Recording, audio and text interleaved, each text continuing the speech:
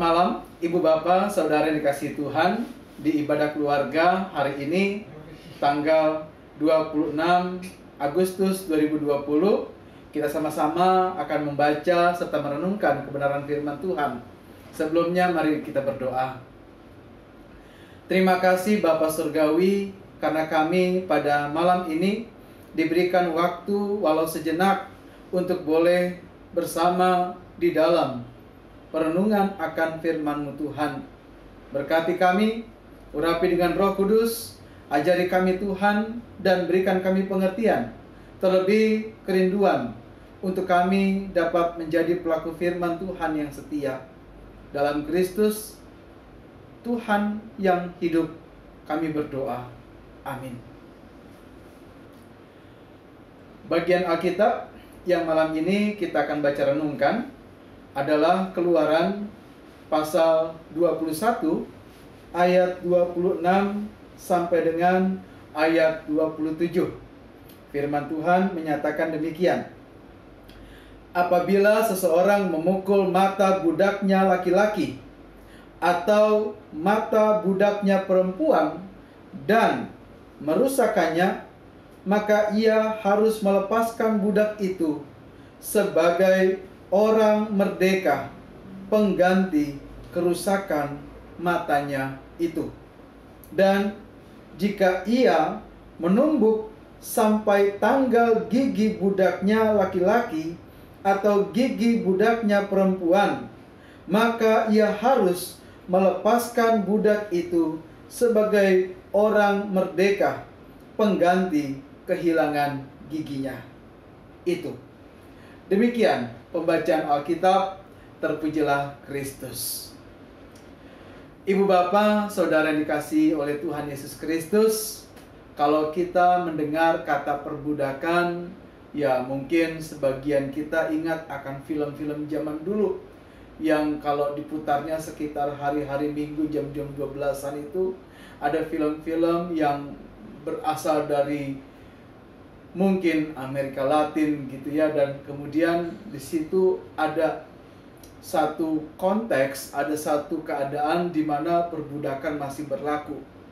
Mereka harus bekerja, mereka harus melakukan tugas mereka dengan baik, dan jika tidak baik, si pemilik lahan itu memiliki semacam mandor yang dengan ringan tangan atau ringan kaki bisa saja memukul atau menendang budak yang mungkin kelihatannya tidak bekerja baik, kelihatannya lamban atau malas. Dan seringkali di dalam adegan-adegan di film-film tersebut, tidak sedikit budak yang luka, tidak sedikit budak yang kemudian mengalami berbagai memar karena perbuatan dari para mandor tersebut.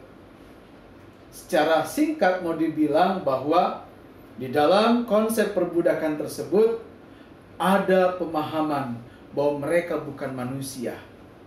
Mereka bisa dan layak untuk diperas, layak untuk diinjak-injak, bahkan mereka layak untuk ditindas.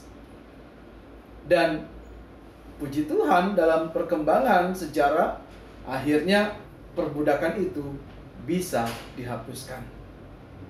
Ibu Bapak Saudara dikasihi Tuhan, malam ini kita bicara tentang bagaimana ada hukum yang mengikat bagi orang-orang Israel tentang perbudakan. Karena zaman itu perbudakan masih berlaku, masih sah, masih legal.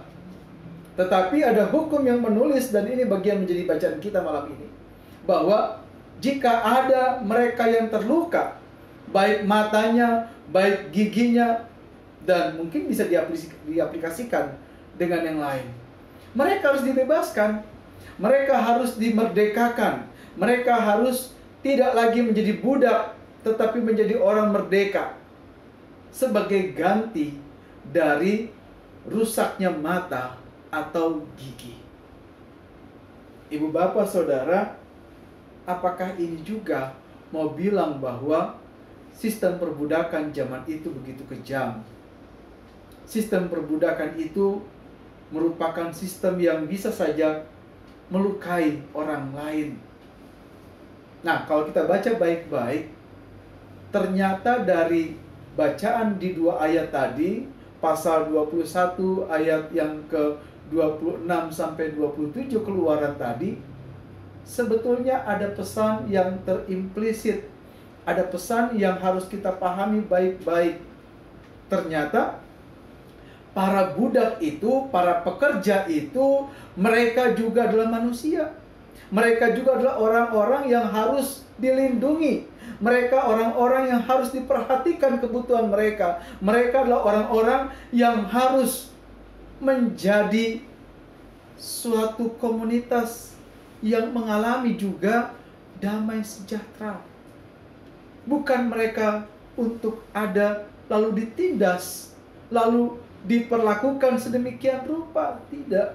Mereka justru harus menjadi pihak, karena mereka lemah, menjadi pihak yang mengalami perlindungan dari mereka yang kuat.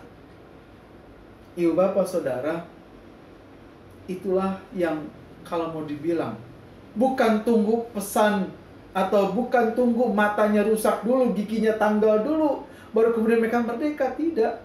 Tetapi justru ketika para budak ini atau para pekerja ini mengabdi kepada tuannya, justru tuannya itu harus memperlakukan mereka dengan baik. Mereka harus menjadi tuan yang berbela rasa, berbelas kasihan kepada orang-orang para pekerjanya. Kalau kita lihat di Perjanjian Baru, ada satu kesan bahwa Tuhan Yesus itu nggak suka sama orang kaya. Ada satu kesan bahwa sepertinya Tuhan Yesus ini berseberangan sama orang kaya. Tetapi kalau kita lihat baik-baik, ternyata orang kaya yang Tuhan tidak sukai adalah ketika mereka mengambil hak yang harusnya diberikan kepada para buruhnya, mengambil hak yang seharusnya itu menjadi bagian dari para pekerjanya. Inilah makanya Yesus bilang, celakalah kamu orang kaya. Bukan karena kekayaannya, tetapi karena mereka menindas, karena mereka tidak memperhatikan kebutuhan para pekerjanya, sehingga mereka tetap mendapat untung, sedangkan para pekerjanya mengalami kesakitan.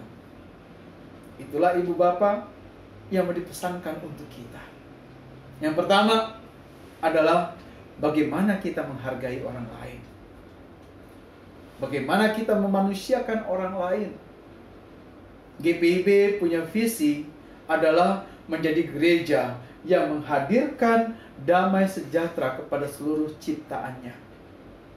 Artinya bukan hanya kepada manusia, tetapi kepada seluruh ciptaan. Itulah yang mau dihadirkan oleh kita ibu bapak sebagai gereja, sebagai persekutuan, sebagai bagian yang Tuhan mau pakai di tengah di mana kita ada, yaitu khususnya Sebot Bogor. Bagaimana kita menjadi pihak yang menghadirkan damai sejahtera untuk orang yang bekerja di rumah kita, menjadi pihak yang menghadirkan damai sejahtera untuk mereka yang bekerja di tempat kita beraktivitas, menjadi pihak yang menghadirkan sukacita untuk setiap mereka yang memandang kita sebagai pemimpin. Disitulah ibu bapak peran kita sebagai orang percaya, bahwa mereka adalah manusia. Mereka adalah manusia yang Tuhan tempatkan untuk kita layani sebagai pemimpin. Yang kedua, yang sama-sama kita merenungkan adalah jangan sampai dengan sengsaranya orang lain justru kita mendapatkan keuntungan. Inilah yang Yesus katakan ketika ia sangat tidak suka sama orang kaya. Bukan orang kaya yang memperoleh secara jujur, secara baik, tetapi justru orang kaya yang memeras, yang menindas. Dan saya percaya, ibu bapak saudara, kita adalah orang-orang yang juga Tuhan percayakan mereka-mereka untuk berada sekitar kita. bagaimana kita juga berbela rasa sama mereka. Bagaimana kita juga tidak menjadi pihak yang memberikan sesuatu yang tidak mendamai sejahterakan. Kalau mendidik, kalau kemudian kita mau menyatakan kebenaran, kalau kita mau menyatakan sesuatu yang memang harusnya terjadi sebagai sistem, ya itu bukan menindas. Berarti kita mau menyatakan kebenaran dengan dasar yang benar. Tetapi kalau kemudian kita menjadi orang-orang yang memerah mereka tanpa memperhatikan kebaikan mereka, hati-hati, itu pun bisa berbalik kepada kita. Kita diingatkan oleh Tuhan bahwa kita harus menjadi orang yang berbela rasa, melindungi, dan juga menjadi orang yang menghadirkan kebaikan itu. Yang terakhir, Ibu Bapak Saudara, yang kita mau pahami sekarang, bicara soal perbudakan. Paulus sendiri pernah bilang bahwa sebelumnya kami adalah budak dosa. Ya, budak dosa berarti di dalam kehidupan sebelumnya ia dikendalikan oleh dosa. Perbudakan bicara tentang bagaimana kita tidak bisa lepas dari belenggu, dan itu belenggu dosa. Itulah sebabnya kita mau syukuri tentang keberadaan kita juga. Saat ini kita bukan lagi budak dari dosa. Saat ini kita bukan lagi menjadi bagian yang harus terbelenggu karena dosa. 1 Petrus 2 ayat yang ke-9 menyatakan demikian. Kita ini adalah bangsa yang terpilih, imamat yang rajani, umat kepunyaan Allah sendiri untuk melakukan suatu pekerjaan yang besar. Dan Ia telah membuat kita berada di status yang berbeda karena Ia memanggil kita keluar dari kegelapan menuju terangnya yang ajaib. Keluar dari kegelapan berarti kita terbebas dari belenggu dosa. Kita terbebas dari berbagai hal yang membuat Allah murka. Mari Ibu Bapak, sebagai orang-orang yang telah dibebaskan dari belenggu dosa, dari perbudakan dosa, apa yang mau kita lakukan? Tuhan bilang kepada kita, kasihlah Tuhan Allahmu dengan segenap hatimu, dan dengan segenap jiwamu, dan dengan segenap akal budimu. Kasih Dia dengan apa yang Tuhan anugerahkan kepada kita. Dan kasihlah sesamamu seperti engkau mengasihi dirimu sendiri. Kita ada karena Tuhan, kita ada untuk Tuhan, dan kita ada juga untuk sesama kita. Selamat menjadi berkat untuk banyak orang. Selamat menjadi sukacita bagi banyak orang. Tuhan Yesus memberkati kita sekalian. Amin. Mari kita berdoa. Terima kasih Tuhan untuk malam ini kami boleh bersama di sekitar firman-Mu. Engkau mengajarkan kepada kami tentang bagaimana kami menghargai sesama kami, menghargai orang-orang yang Tuhan tempatkan di sekitar kami. Kami sebagai orang-orang yang Tuhan telah bebaskan dari belenggu perbudakan dosa. Tuhan ajar kami juga untuk menjadi orang-orang yang menghadirkan kemerdekaan bagi orang sekitar kami, menghadirkan damai sejahtera sukacita, menghadirkan kebaikan. Dan kiranya di tengah masa pandemi ini justru kami semakin merenung, semakin berpikir, semakin lagi mengingat bahwa Tuhan masih memberikan kesempatan kami untuk hidup di tengah masa pandemi ini. Berarti Tuhan juga mau supaya kami menjadi anak-anak Tuhan yang menghadirkan kehidupan bagi orang sekitar kami. Bapa, kiranya firman yang bersama kami renungkan tidak berlalu sia-sia. Dalam kebersamaan ini kami berdoa bagi mereka yang sakit. Tuhan berkati mereka, pulihkan mereka, berikan damai sejahtera, berikan Tuhan penghiburan, terlebih berikan mereka kesembuhan sebagaimana kemurahan-Mu. Kami juga berdoa untuk mereka yang berduka. Terlebih kami berdoa untuk keluarga almarhum Bapak Surasno yang berduka ketika orang tua terkasih. Tuhan permuliakan warga jemaat sektor pelayanan 29 Sebaot Bogor. Kuatkan keluarga besar, berikan mereka penghiburan dan topangan serta pengertian terbaik tentang kehendak Tuhan. Ayo berdoa Tuhan buat kami sekalian yang mengikuti ibadah ini. Engkau juga pelihara kami dalam kehidupan pribadi, keluarga, bahkan di semua pergumulan hidup kami dan kebutuhan hidup kami. Terlebih di masa pandemi ini Tuhan, ajar kami bersabar dan mau berpengharapan kepada Tuhan. Kami juga berdoa Tuhan untuk anak-anak kami, cucu-cucu kami. Berikan mereka juga damai sejahtera selalu di tengah proses perjuangan menata masa depan mereka. Dan mereka mendapatkan terbaik hanya karena kasih Tuhan.